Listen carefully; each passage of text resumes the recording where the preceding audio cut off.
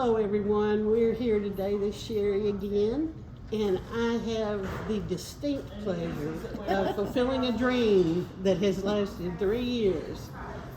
We're starting our new series, the Memphis Mafia Wives, and today I have my second mama, Jo Smith, and her, her husband Billy.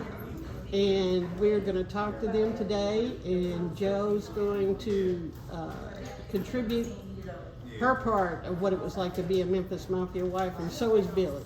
But no, A wife? He's Mr. Jo Smith we have. No better.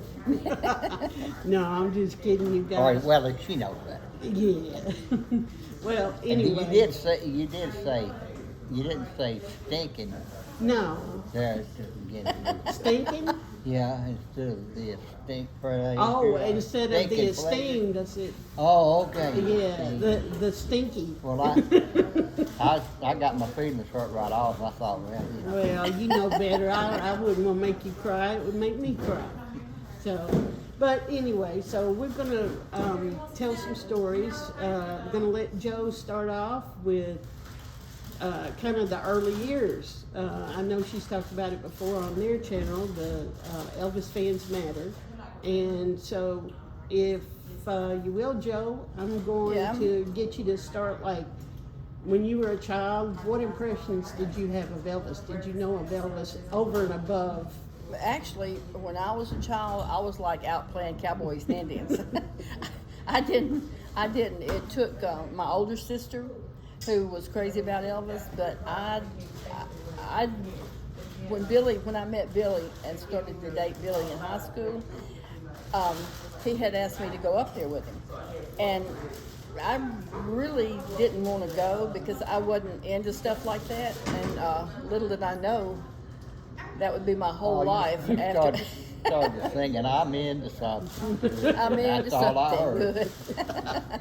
Well, the first time you saw Elvis, how did you feel? The Or first what did time you think? I remember the first time I went to Graceland, I had on my cheerleading sweater, my cheerleading skirt, loafers, and bobby socks. He probably liked that. Well, I remember Anita Wood coming down the steps, and Anita was great. I always loved Anita. And she was all dressed up with high heels, and most of the girls up there had on high heels, and I thought, I felt so out of place. But we went downstairs into the basement around the pool room, and I was just sitting there. Billy was playing pool, and I was sitting there, looking around like a new deer in the headlights or something. I don't know.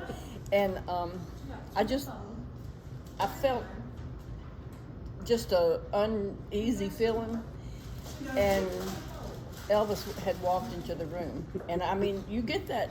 Yeah, it's kind of an electricity. The room changes. Yeah. And so Billy introduced me to him, and I didn't say too much because I said hello and all that, and he was asking questions and all that, and I remember he had a cane, and he said Elvis or Billy? Elvis had a cane okay. that he was walking around. It was just for show, Yeah. Have one of those. I had a belt. Yeah, you had to hold up his pants. But I remember he said, Joe, if I say one more thing to you and you don't talk, he said, I'm gonna hit you with this cane. And I said, okay, I will. I'll talk. So that was, from then on, it was kind of, The ice was broke. yeah. So, I know you didn't know, you said that Billy was associated with Elvis, did you? Or did you? Before, when y'all Yeah, I started did. dating? When we started going together, I did, because Billy was like rebel at school, Yeah. in high school. And One of the bad boys. Yeah, and believe it or not, it kind of, being kin to Elvis, it kind of caused us a lot of problems when we go out, because a lot of times it was usually a fight, or somebody trying to start something because he was, and I got whipped so many times. You got whipped so many times. I remember one time we were out, and Billy's cousin was in the back seat, and he lit a firecracker. And Billy and me were in the front, and him and his girlfriend were in the back, and he lit a firecracker and threw it out the window. Well, these guys were chasing us, and they claimed it landed in their car, which was impossible. But they followed us all the way to my house, and I was going, "Don't turn in, my daddy, don't turn in." My daddy will shoot Yeah, you. my daddy would shoot. But it ended up they invited us to a party after Billy put the tire tube down. Oh my goodness, talking about making lemonade out of lemons. That was a close one. Yeah. Well, so you and Billy married, of course, and you got into the Elvis life big time from a very early age. About how old were you? When I first met Billy, I was 14. Just out of diapers. And when I first met your mother, I was not married. We were just dating. But I remember going to Graceland School with Billy to play football. I didn't play. Elvis and all the guys played. And I remember that's the first time I'd met your mother. And something just pulled me to her, because you were about, I don't even know if you were a year old, and she had a blanket on the ground, and you were on the blanket with her, but you were walking. And I remember you got up to run out to where your daddy was playing football, and she had to grab you and pull you back. But I met her there, and from that point on, that was it. It was like we were best friends, kindred spirits. Old souls together from then on. As you say, Lucy and Ethel. Lucy and Ethel. I saw a picture, good picture of Marty on Facebook Yeah. playing football. Yeah. Really? Yeah, Was it the one where he was down like had his arms up? Yeah. I saw that, but I Yeah, haven't it been able to find was it. like a little tank out there. Yeah. Yeah, he was a little bulldog. But then the next time, let's see, Patsy had lived in, she came from Knoxville, because we always teased her about her mountain talk. Yeah. Because she would say night instead of night. She'd say night, and believe me, if you said anything to her, she'd tell you what you could do. But Yeah, you could march tonight with her fist. But then, right before Angie was born, y'all moved into Graceland. And we were just about inseparable, because that's before any of the wives started traveling back and forth. And everybody thinks, oh, they work for Elvis, they were with Elvis. It was not a real easy life at all for us, Family and life. not for the guys either. They there's a lot of sacrifices, a lot of heartache, a lot of misery, a lot of great times, but it wasn't easy. It was not easy at all. And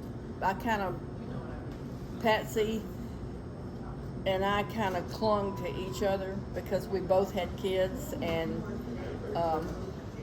I remember them leaving one time. It was when Angie was born, and I stayed at Graceland. The thing about this, Patsy didn't have family in Memphis, and I did. Yeah. So I got to go a lot more to the movies and fairgrounds and stuff like that, because Patsy was going to take care of the kids and stay, Right. And Sheri was a clinger. Oh, I was a cleaner. Sheri was a real clinger, so The teacher had to hold me at kindergarten for the first week, Yeah. so Mama could leave Yeah. without screaming my brains. yeah.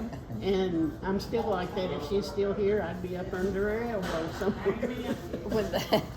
When they were home, I went everywhere, every minute I could do, and usually it was my parents or my sister or Billy's mother that kept our kids. And so I was able to go a lot more. And then I remember it's a bittersweet time. I remember when they left one time, and all the wives got to go except Patsy and me, and we were just devastated. So we, as the bus pulled out off of the hill at Graceland, we stood up there and threw rocks and wished them bad luck and hoped they ran across the street and wrecked into Beef and Liberty and all kind of crap because we were hurt. The Beef and Liberty, for those of you who don't know, remember it's a the Beef- restaurant across the street. Well, that's time for me to go. Well, as a matter of fact, And when I see that today, when I see the video of that today, it just does something to me. You know, I can see them all out.